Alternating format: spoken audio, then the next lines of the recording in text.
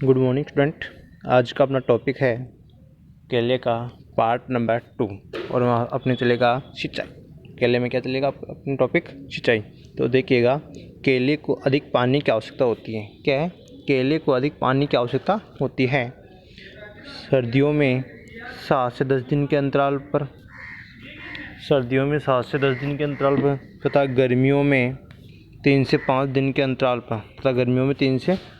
के अंतराल पर सिंचाई करते रहना चाहिए। वर्षा ऋतु में वर्षा तथा वायु के द्वारा मृदा कटाव होता है, जिससे पौधों के गिरने की समस्या अधिक होती है। अतः इस समस्या को दूर करने के लिए तने के पास मिट्टी चढ़ा दी जाती है। क्या है? इस समस्या को दूर करने के लिए तने के पास क्या चढ़ा दी जाती है? मिट्टी चढ़ा दी जाती है। फिर देखिएगा, आवश्यकता अनुसार निराई गुड़ाई करते रहना चाहिए। आवश्यकता अनुसार निराई गुड़ाई की क्रिया करते रहना चाहिए, जिससे खरपतवारों में कमी तथा वायु संचार में वृद्धि होती है। क्या होती है? जिससे खरपतवारों में कमी तथा वायु संचार में क्या होती है? वृद्धि होती है। ठीक है। अब बात करें रोगों की। तो रोगों में देखिएगा, पहला रोग है पनामा विल्ट रोग। कौन सा है? पनामा विल्ट रोग। तो देखिएगा, यह रोग फ्यूजेरियम ऑक्सीस्पोरम वेराइटी क्यूबेज। क्या है? ये क्यूबेज है। क्यूबेज नामक कवक से होता है। इस रोग से ग्रसित पौधे की पत्तियां पीली पड़ जाती हैं। क्या है? इस रोग से ग्रसित जो पौधे की पत्तियां होती है पीली पड़ जाती है तथा धीरे धीरे सूखकर नीचे लटक जाती है। पौधे की पत्तियां पीली पड़ जाती है तथा धीरे धीरे सूखकर नीचे लटक जाती है तथा तना फट जाता है। क्या है? वह तना फट जाता है। इसके अलावा जड़ें काली होकर सड़ने लगती है। जड़ें क्या होती है? काली होकर सड़ने लगती है। इसके नियंत्रण के लिए रोगग्रसित पौधों के आसपास की मिट्टी सहित निकालकर नष्ट कर देना चाहिए। मतलब पौधों को आसपास की मिट्टी के सहित उखाड़ कर उनको क्या कर देना? नष्ट कर देना चाहिए। तथा रोगग्रसित पौधों के गड्ढों में चूना डालकर 2 से 6 माह तक भर देते हैं।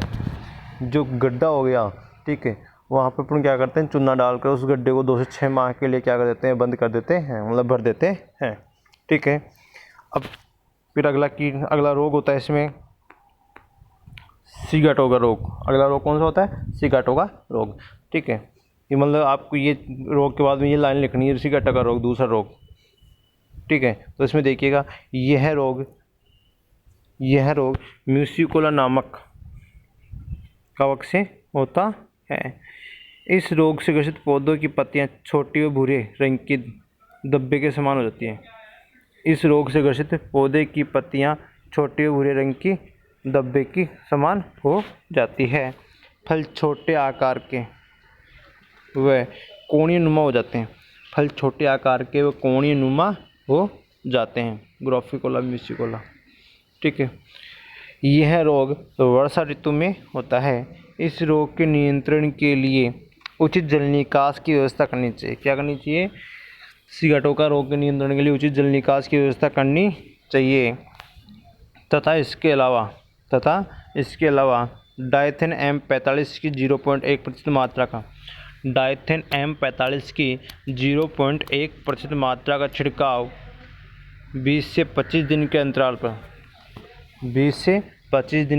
पर 3 से 4 बार करते हैं। इतने अंतराल पर 20 से 25 दिन के अंतराल पर 3 से 4 बार करना चाहिए। क्लियर। फिर अगला रोग है शीर्षगुच्छा रोग। कौन सा रोग है? शीर्षगुच्छा रोग।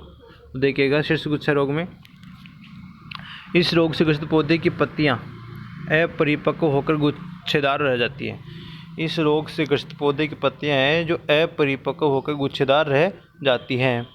इन गुच्छों पर गहरे हरे रंग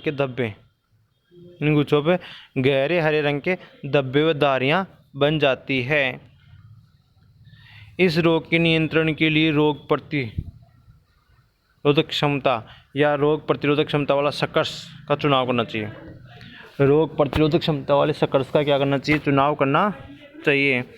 या उसको लगाना चाहिए तथा इसके अलावा डाइमिथोएट, क्या है, डाइमिथोएट की 30 ईसी डाइमिथोएट 30 ईसी की 1 ml मात्रा को प्रति लीटर पानी में घोलकर, मतलब 30 ईसी की 1 ml मात्रा को प्रति लीटर पानी में घोलकर प्रति पौधे की दर से छिड़काव करना चाहिए। ठीक है। अब आता है अपने कीट, टॉपिक आता है कीट, और कीट में पहला कीट कौन सा है, केले का बीटल कीट या केला बीटल कीट।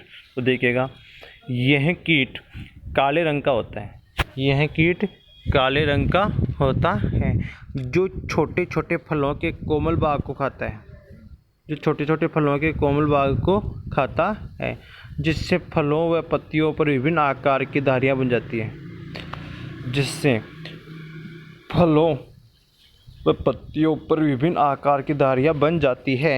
इस कीट के नियंत्रण के लिए मिथाइलडिमेटोन, इस कीट के नियंत्रण के लिए मिथाइलडिमेटोन 25 ईसी की 1 ml मात्रा, क्या है, मिथाइलडिमेटोन 25 ईसी की 1 ml मात्रा को प्रति लीटर पानी में घोलकर प्रति पौधे की दर से छिड़काव करना चाहिए। क्लियर। अगला कीट है तनाछेदक कीट। अगला कीट कौन सा है, तनाछेदक कीट। तो देखिएगा, तनाछेदक कीट में यह कीट तने को खोखला कर देता है, जिस कारण पौधा मर जाता है। यह कीट जुलाई अगस्त माह में सक्रिय रहता है। ये इम्पोर्टेंट लाइन है कि तनाछेदक कीट केले का कौन से माह में सक्रिय रहता है, तो कौन से माह में रहता है, जुलाई अगस्त माह में सक्रिय रहता है। इस कीट के नियंत्रण के लिए 5 ग्राम फोरेट, 5 ग्राम फोरेट या 30 ईसी की क्विनालफोस की 2 ml मात्रा, या 30 ईसी क्विनालफोस की 2 ml मात्रा को 2 ml मात्रा को प्रति लीटर पानी में मिलाकर, प्रति लीटर पानी में मिलाकर 3 से 4 फलों पर छिड़काव करना चाहिए, 3 से 4 पौधों पर छिड़काव करना चाहिए। क्लियर।